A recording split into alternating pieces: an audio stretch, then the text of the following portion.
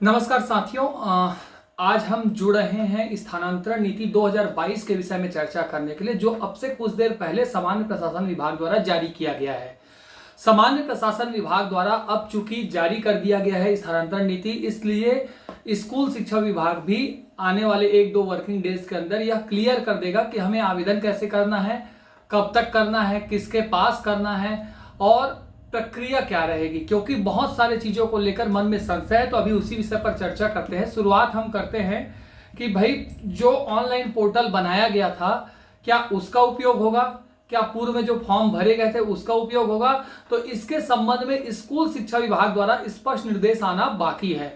हमने मीडिया के साथियों से भी अपील की है कि वह अधिकारियों से बात करके इस विषय को स्पष्ट करें कि वास्तव में स्थानांतरण होना कैसे है, क्या उस पोर्टल का उपयोग होगा या फिर हार्ड कॉपी जैसा कि आमतौर पर जमा होता है दस्तावेजों के साथ, वैसा किया जाएगा। अभी हम सबसे पहले स्थानांतरण नीति के जो उपबंध हैं, जो सब ज्यादा संशय पैदा कर रहे हैं शिक्षक साथियों के मन में, उसको देख लेते हैं। क्योंकि स्थानांतरण नीति में इस बार स्कूल शिक्षा विभाग के लिए अलग से प्रावधान किए गए हैं और कुछ दिशा निर्देश दिए गए हैं अधिकारियों को, जिसके आधार पर स्थानांतरण होना है। तो जो पहला बिंदु है वो ये कहता है कि ऐसे स्थानांतरण नहीं किए जाएंगे जिससे कोई स्कूल जो है एकल शिक्षक ही हो जाए या शिक्षक विहीन हो जाए। तो इसे लेकर हमारे साथियों के मन में यह संशय है कि सर मेरा स्कूल जो है वहां पर मैं दो ही टीचर हम लोग काम करते हैं, तो उस स्थिति में तो मेरा स्थानांतरण हो ही नहीं पाएगा। जी ऐसा नहीं है। मान लीजिए कोरबा से कोई ऐसा स्कूल है कोरबा का जहां पर 2 शिक्षक है, वहां से कोई एक शिक्षक बिलासपुर आना चाहता है, तो स्वाभाविक बात है कि प्रदेश के अन्य जिलों से भी कोरबा कोई शिक्षक आना ही चाहता होगा, तो उन शिक्षकों को उसी स्कूल में दिया जाएगा। यह व्यवस्था बनाई ये जाएगी कि आप यदि कोरबा के लिए कर रहे हैं तो आप चूंकि कोरबा के लिए वहां जाने के लिए कर रहे हैं और कोरबा वाला किसी अन्य जिले में आने के लिए कर रहा है, तो ये व्यवस्था बनाई जाएगी और इसके जरिए जितने मैक्सिमम ट्रांसफर हो सकते हैं उसको किया जाएगा। अभी हो सकता है कि आपको जगह ना दिख रहा हो, लेकिन उस स्थिति में जगह बनेंगे। बिल्कुल ऐसा नहीं है कि आपको चूंकि एक भी जगह खाली नहीं दिख रहा है तो आपका ट्रांसफर ही नहीं होगा, ट्रांसफर होगा, व्यवस्था बनेगी। तो इसके लिए स्कूल शिक्षा विभाग जब अभी प्रक्रिया चालू करेगा तब पता चलेगा, लेकिन उन स्कूलों के शिक्षकों का भी ट्रांसफर होगा। बिल्कुल ट्रांसफर नहीं होगा ऐसा सोचना गलत है और पहले से हार मान लेना भी गलत है। कई जगह पर आपको शिक्षक मिलेंगे जो दूसरे जिले से आपके जिले आना चाहते हैं। आप जहां जाना चाहते हैं वहां पर हो सकता है अभी आपको पद रिक्त ना दिख रहा हो, लेकिन वहां से कोई ना कोई साथी तो जाएगा ना, तो वो पद रिक्त होंगे, वहां पर आपका स्थानांतरण होगा। दूसरी बात, ऐसे स्थानांतरण नहीं किए जाएंगे जिसके फलस्वरूप किसी स्कूल में किसी विषय में पढ़ाने वाले शिक्षकों की संख्या शून्य हो जाए। तो आपको पता होगा कि भाई जितने भी स्कूल होते हैं उसमें सेटअप के अनुसार ही शिक्षक रखे जाते हैं, अतिशेष होता है उसको तो गलत मानता है विभाग। तो कैसे होगा फिर उसका ट्रांसफर। जैसे मेरे स्कूल में मैं फिजिक्स का सिंगल टीचर हूं क्योंकि एक ही पद स्वीकृत है, अब मुझको स्थानांतरण करना है तो इस नियम के हिसाब से तो मेरा ट्रांसफर हो ही नहीं सकता। यही चीज जो मैंने आपको बताया वो लागू होगा कि यदि मैं अपने स्कूल को छोड़ना चाहता हूं तो मेरे जिले मेरे ब्लॉक में भी शिक्षकों जो हैं आने वालों की संख्या कम नहीं है, जो बिलासपुर आना चाहते हैं तो वो शिक्षक मेरे यहां आएगा और मैं उनके जिले में अगर जा रहा हूं तो वहां जिस स्कूल में पद रिक्त हो रहा होगा ट्रांसफर फलस्वरूप वहां मुझे नियुक्ति दे दी जाएगी। पिछले बार आपने देखा भी होगा कि जब 2019 में ट्रांसफर हुआ था तो जब जगह नहीं मिलता था तो जिला शिक्षा अधिकारी के विकल्प पर लिख देता था, यानी जिला शिक्षा अधिकारी को अधिकार दे दिया जाता था कि जो पद आपके यहां रिक्त हो, जो आपके सेटअप में अभी वर्तमान में दिख रहे हो ट्रांसफर होने के बाद, उस जगह पर दे दीजिए। तो ये विकल्प हमेशा खुले रहते हैं। 2019 में भी था, मैं आपको याद दिलाना चाहूंगा, जिला शिक्षा अधिकारी के विकल्प पर करके ट्रांसफर होता था। फिर जिला शिक्षा अधिकारी कार्यालय जहां पद रिक्त होता था वहां ट्रांसफर कर देते थे। तो ऐसा इस बार भी रहेगा। तो बिल्कुल इस दूसरे वाले पॉइंट को देखकर आप ये मत सोचिए कि आप अपने स्कूल में अपने विषय में सिंगल टीचर है तो आपका ट्रांसफर नहीं होगा, क्योंकि आप सिंगल ही रहेंगे। भाई एक पद है तो एक ही शिक्षक तो कार्यरत रहेगा वहां पर, तो उनका भी स्थानांतरण जरूर होगा। दूसरा, अनुपात के बात किया गया है कि छात्र शिक्षक अनुपात जो है वो नहीं बदलने चाहिए। देखिए एकदम ध्यान देकर तो कोई करता नहीं है और वो भी मैनेज हो जाएगा, वो भी स्थानांतरण में मैनेज हो जाएगा। अधिकारी जहां तक हो सके यथासंभव कोशिश करेंगे, लेकिन बिल्कुल 40-20 का रेशियो कोई भी देख नहीं सकता। इसके बाद चौथा पॉइंट जो है सबसे महत्वपूर्ण है, इसे लेकर लोगों में संशय है, क्योंकि चौथा पॉइंट जो है वो 3.7 और 3.8 जो है उपबंध का, उसका 3.4 जो है वो उसका कॉन्ट्राडिक्शन यानी विरोधाभास है। 3.4 में ये बोलता है कि अनुसूचित क्षेत्रों से कोई भी स्थानांतरण एओजी की पदस्थापना किए बिना नहीं किया जाएगा। और इसे देखकर जो हमारे साथी ट्राइबल में फंसे हैं या जो ट्राइबल में जाना चाहते हैं, उनको ऐसा लग रहा है कि सरकार ने प्रावधान किया है कि अगर कोई एओजीदार आ जाएगा तो वो स्थानांतरित हो जाएंगे। तो बहुत दुख के साथ सूचित करना पड़ रहा है। हमने स्वयं जो मंत्री जी हैं ताम्रध्वज साहू जी, उनको, शिव डहरिया जी को, जो समिति के सदस्य थे स्थानांतरण समिति के, उनको अपनी तरफ से ज्ञापन भी सौंपा था कि आप इसका प्रावधान कर दीजिए। उसके बावजूद बहुत दुख का विषय है कि उन्होंने इस पर मतलब संज्ञान लेना भी उचित नहीं समझा। यहाँ तक कि म्यूचुअल ट्रांसफर भी नहीं खोला, यहाँ तक कि ये भी प्रावधान नहीं किया कि अगर ट्राइबल से कोई एजुकेशन जाना चाहता है तो एजुकेशन से यदि कोई ट्राइबल जाना चाहता है तो वो जा सके, इसका भी प्रावधान नहीं किया गया। बार बार बोलते हैं कि ट्राइबल खाली हो जाएगा, ट्राइबल खाली हो जाएगा, लेकिन इसमें तो वो भी नियम नहीं है कि कोई एजुकेशन से ट्राइबल जाना चाहता है तो जा सके। मेरे स्कूल में स्वयं एक मैडम है, वो ट्राइबल में जाना चाहती है। मेरे परिचित में 2-3 दोस्त हैं जो ट्राइबल में जाना चाहते हैं, उनके लिए भी प्रावधान नहीं बनाया गया। जबकि हमने उनसे विशेष तौर पर अनुरोध किया था कि कम से कम कुछ रास्ता खोलिए आप। म्यूचुअल को तो साल भर खोला जा सकता है भाई, एक शिक्षक जाएगा दूसरा शिक्षक आएगा, वो प्रावधान भी नहीं किया गया। तो बहुत दुखद है कि सुनवाई नहीं हुई। और ये जो चौथा पॉइंट है जिसके बारे में जिक्र कर रहा हूं, वो कार्यालयीन कर्मचारियों के लिए। स्कूल शिक्षा विभाग के कार्यालयीन कर्मचारी, यानी जैसे लिपिक है, भृत्य हैं, वो कर्मचारी कहलाते हैं स्कूल शिक्षा विभाग के।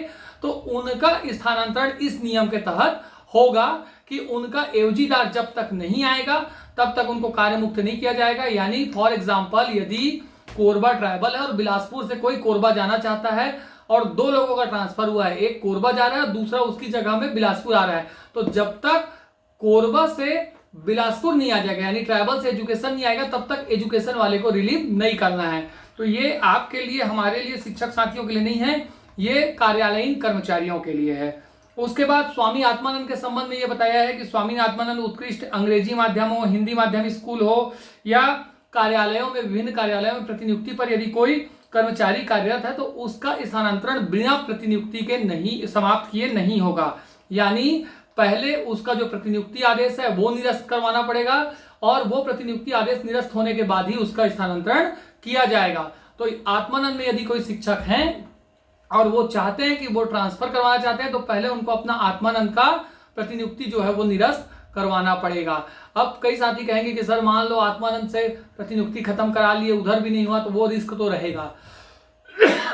लेकिन इसमें जो प्रावधान बनाया गया है उसके तहत बिना प्रतिनियुक्ति समाप्त किए आपका स्थानांतरण आदेश नहीं जारी हो सकता और आपका स्थानांतरण जो है क्रियान्वयन नहीं हो सकता। इसके अलावा जो स्थानांतरण होंगे वो प्रथम श्रेणी, द्वितीय श्रेणी, तृतीय श्रेणी एवं चतुर्थ श्रेणी, ये 5% तक ही स्थानांतरण होंगे। स्कूल शिक्षा विभाग के लिए स्पेशल बना दिया गया है कि जितने भी कर्मचारी कार्यरत हैं उस संवर्ग में, उसके 5% तक के ही कर्मचारियों का स्थानांतरण हो सकेगा।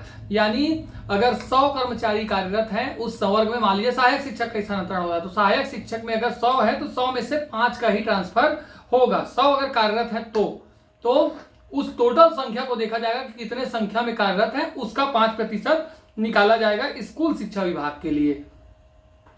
फिर 3.7 पॉइंट ये कहता है कि ई संवर्ग से टी संवर्ग, यही हमारे लिए है, क्योंकि आप लोग देखे होंगे जब हमारा सविलियन हुआ तो भी और अभी जब नियमित शिक्षकों की भर्ती हुई तो भी, दोनों स्थिति में स्पष्ट दिया जाता है कि ई संवर्ग टी संवर्ग ये शिक्षकों के लिए किया जाता है। तो इसमें स्पष्ट करता है कि ई संवर्ग से टी संवर्ग और टी संवर्ग से ई संवर्ग में स्थानांतरण नहीं किए जाएंगे, नहीं बनाया इन्होंने प्रावधान। और इनको यह कह दिया गया है कि अर्थात अपने अपने संवर्ग में ही स्थानांतरण होगा, यानी ट्राइबल का ट्राइबल में और एजुकेशन का एजुकेशन में स्थानांतरण होगा। इसके अलावा उन्होंने ये भी कहा है कि अगर गलती से हो जाता है, ई संवर्ग से टी संवर्ग और टी संवर्ग से ई संवर्ग का आदेश निकल जाता है तो वो स्थानांतरण जो है प्रभावशील नहीं होंगे, मतलब उसको शून्य मान लिया जाएगा। तो ये मुझको खुद बहुत तकलीफ हो रही है कि ये बहुत गलत है। ये नियम जो बनाया गया है वो तकलीफ देने वाला नियम है, क्योंकि लंबे समय तक हमारे साथी वहां फंसे हुए हैं और अभी भी उनके निकलने का रास्ता नहीं बनाया गया। इसके अलावा बाकी जो बनाया गया है पॉइंट वही है कि स्वीकृत पद को ध्यान रखना है, कार्यरत शिक्षकों की संख्या को ध्यान रखना है, कोशिश करना है कि ग्रामीण क्षेत्र से नगरीय निकाय में शिक्षकों का स्थानांतरण ना हो, नगरीय क्षेत्र से ग्रामीणों में ज्यादा हो, ये सब बनाया गया है। और उसके बाद यदि स्थानांतरण में किसी को कोई दिक्कत आती है तो फिर वो अपने जो आवेदन है उसके अगेंस्ट में एप्लीकेशन भी दे सकता है। तो 15 दिन के अंदर उसका भी निराकरण किया जाएगा। नए शिक्षक जो परीक्षाधीन हैं और कर्मचारी हैं स्कूल समय, उनका स्थानांतरण नहीं होगा, ये क्लियर कर दिया है। और स्थानांतरित स्थान पर पद रिक्त नहीं होने पर उक्त स्थानांतरण स्वमेव निरस्त माना जाएगा। मान लीजिए मेरा ट्रांसफर किसी ऐसी जगह में कर दिया गया जहां पर पद रिक्त नहीं है, तो वो स्थानांतरण अपने आप निरस्त माना जाएगा। इसमें कुछ विषय ले लेते हैं संयुक्त रूप से जो है, तो जिला स्तर पर स्थानांतरण, यानी इसमें हमारे शिक्षक संवर्ग की बात करूं तो केवल सहायक शिक्षक आएंगे। सहायक शिक्षक जो अपने जिले से जिला के अंतर्गत आने चाह रहे हैं, क्योंकि कलेक्टर जो है क्लास 3 के ही पोस्ट का जो है, क्लास 3 वालों का ही ट्रांसफर जो है कर सकते हैं। तो उसमें आपके शिक्षक और सहायक शिक्षक अगर जिला के अंदर ही करवाना चाहते हैं तो उनका एक बार स्थिति बन सकता है। और उसके अलावा बाकी जितने भी ट्रांसफर, मान लीजिए सहायक शिक्षक बिलासपुर जिला से कोरबा जिला जाना चाहता है, या बिलासपुर जिला से मान लीजिए क्या बोलते हैं भाटापारा बलौदाबाजार जिला जाना चाहता है, तो उसका स्थानांतरण भी राज्य से होगा। हाँ, आपको लगेगा कि सर ये तो हम लोग तो क्लास 3 वाले हैं, फिर हमारा जिला का ही मामला है, लेकिन जिला आपका इंटरचेंज हो रहा है, तो उस स्थिति में भी जो आदेश निकलेगा वो राज्य से ही निकलेगा। पिछले बार भी ऐसे ही हुआ था। तो जिला से जिला में जो मूल रूप से लाभान्वित होंगे वो सहायक शिक्षक होंगे जो उसी जिले के अंतर्गत जाना चाह रहे हैं। और अगर आप व्याख्याता हैं, आप जिले के अंदर ही ट्रांसफर कराना चाहते हैं, तो भी आपका स्थानांतरण जो है राज्य से ही होगा। यदि आप सोचेंगे कि मेरा यहां से निकल जाए, तो आपका आदेश कलेक्टर नहीं निकाल सकता, क्योंकि आप क्लास 2 में आते हैं। तो क्लास 2 में जो आते हैं उनका राज्य से ही होगा, भले आप जिले के अंदर कराना चाहते हैं। लेकिन अगर आप क्लास 3 में आते हैं तो निश्चित तौर पर कलेक्टर आपका जो आदेश है कलेक्टर के अनुमोदन से वो निकल जाएगा। इसके अलावा जो जिले का आदेश है, यानी क्लास 3 क्लास 4 का, वो 16 अगस्त से चालू होगी प्रक्रिया और 10 सितंबर तक वो ट्रांसफर कंप्लीट होगा। उसके लिए जो उस जिले के प्रभारी मंत्री होंगे उनका दायित्व बढ़ गया है, उनको अनुमोदन का पावर दिया गया है और उनके अनुमोदन के पश्चात जिला कलेक्टर जो है वो आदेश जारी करेंगे। पिछले बार भी हुआ था ऐसा। इनके में ये रहेगा कि हर हाल में जो है स्थानांतरण खत्म किया जाएगा 10 सितंबर तक, क्योंकि 10 सितंबर के बाद राज्य का स्थानांतरण चालू होगा। इसके अलावा ये भी रखा गया है कि 1 साल पहले यानी 15 अगस्त 2021 से जो उस पद पर कार्यरत है, यानी अगर आपका स्थानांतरण अभी 1 साल के पहले हुआ हो, अंदर में हुआ हो, तो आपका स्थानांतरण दोबारा नहीं होगा। इसके अलावा राज्य स्तर पर स्थानांतरण जो है 10 सितंबर से चालू होंगे और 30 सितंबर तक वो भी पूर्ण कर लिए जाएंगे। और इसमें विभाग के जो मंत्री रहेंगे उनका प्रमुख दायित्व रहेगा और उनके अनुमोदन से स्थानांतरण होंगे, यानी राज्य का जो भी स्थानांतरण होगा वो विभागीय मंत्री की अनुशंसा से होना है। तो ये मूल तौर पर है। मैंने ज्यादातर फोकस अपने शिक्षा विभाग के साथियों के लिए किया है। इसमें पति पत्नी बेस जैसा कुछ प्रावधान जो दिया जाता है कि इसको प्राथमिकता दी जाएगी, उसको भी इस बार हटा दिया गया है। इसमें रखा गया है केवल दिव्यांग कर्मचारियों का, कि अगर दिव्यांग कर्मचारी हैं तो उनको प्राथमिकता दी जाएगी उनके लिए। बाकी वो दिखाई नहीं पड़ा कि क्या बोलते हैं पति पत्नी बेस पे हम उसको प्राथमिकता देंगे वाला, वो कहीं पर भी नजर नहीं आया है। तो मूल रूप से ये स्थानांतरण आदेश है। अब आवेदन कैसे करना है, तो वर्किंग डेज जो अब चालू होंगे मंगलवार को या बुधवार को, स्कूल शिक्षा विभाग की तरफ से आदेश आने की संभावना है कि कहाँ पर आवेदन करना है, किसके पास आप अपना आवेदन जमा कीजिए, कैसे प्रक्रिया रहेगी, ऑनलाइन रहेगी ऑफलाइन रहेगी, और क्या बोलते हैं उसका भी एक डेट तय किया जाएगा कि 10 दिन आपको आवेदन जमा करने का समय दिया जाएगा, उसका छटनी होगी, उसका फाइनल आदेश इतने तारीख तक निकाला जाएगा और फिर उसमें क्रियान्वयन करने का समय दिया जाएगा। तो जो मूल रूप से अभी नजर आ रहा है मोटा मोटा वो ये है कि आप केवल और केवल अपने संवर्ग में ट्रांसफर करा सकते हैं, यानी एजुकेशन में है तो एजुकेशन में ही ट्रांसफर होगा, ट्राइबल में है तो ट्राइबल में ही ट्रांसफर होगा। इंटरचेंज जो है संवर्ग परिवर्तन वाला वो नहीं होगा। वो है दूसरा, पति पत्नी को कोई प्राथमिकता नहीं दी गई है, गंभीर बीमारी कोई प्राथमिकता नहीं दी गई है जो पहले मिलता था। और हालांकि गंभीर बीमारी वाला मसला जो था वो पंचायत में ज्यादा था, तो पंचायत के प्रावधान तो खत्म कर दिए, लेकिन पति पत्नी प्राथमिकता वाली चीजों को रखा जाता था वो भी हट गया है। दिव्यांग को थोड़ी सी प्राथमिकता दी जाएगी। इसके अलावा एक चीज आप और याद रखिएगा कि अगर संकाय में भी चेंज होगा तो वो भी नहीं होगा, लिखा नहीं है लेकिन नहीं करेंगे। कला अगर आप म्यूचुअल ढूंढ लेते हैं, म्यूचुअल के संबंध में भी कुछ स्पष्ट जिक्र नहीं है, हालांकि हो जाएगा, म्यूचुअल के आवेदन तो जमा होंगे, एक आदमी वहां जाना चाह रहा है, एक आदमी यहाँ से आना चाह रहा है, तो लेकिन उसके संबंध में भी कोई स्पेशल नहीं बनाया गया है कि उसको विशेष तौर पर प्राथमिकता दी जाएगी। तो एक स्थानांतरण आदेश तो जारी हुआ है, लेकिन उसमें काफी सारी कमियां नजर आ रही हैं। कई चीजों की मांग की गई थी, खास तौर पर ट्राइबल से एजुकेशन, एजुकेशन से ट्राइबल, वो नजर नहीं आया, वो बहुत दुखद है। उसका रास्ता बन सकता था, कुछ नहीं तो कम से कम म्यूचुअल बना सकते थे, ये बना सकते थे कि अगर यहां से कोई ट्रैवल जाना चाह रहा है तो उनको जाने दिया जाए, एक रास्ता खोलना था, वो नहीं खुला है। तो ये मोटा मोटा है साथियों, मैंने अपने तरफ से बताने की कोशिश की है। अगर आपको कुछ कमी लगती है या आपके कुछ और सवाल है जो मेरे से छूट गए हों तो मुझको अवगत कराइए कमेंट बॉक्स में, मैं उसका भी जवाब दे दूंगा।